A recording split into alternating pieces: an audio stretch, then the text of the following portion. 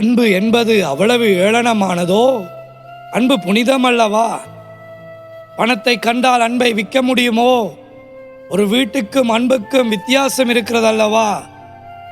வீடு ஒரு சடப்பொருள், யாரும் உருவாக்கக்கூடியவைகள். அன்பு தெய்வத்தையே மனு உருவாய் வரச் செய்தது. அதன் சாயலை தரிக்க வேண்டியவர்கள் இன்றைக்கு நாம் எதிர்மாறாய் நடக்கிறோமே. அன்பிலே பல வித்தியாசம் உண்டு.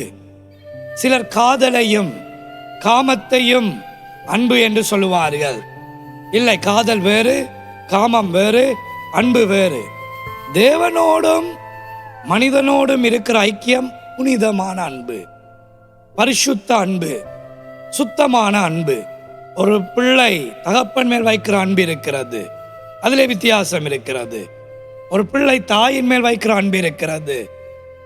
ஒரு அன்பை புருஷன் மேல் வைக்கிற அன்பு வித்தியாசம். ஒரு அன்பை மனைவி மேல் காட்டுகிற அன்பு வித்தியாசம்.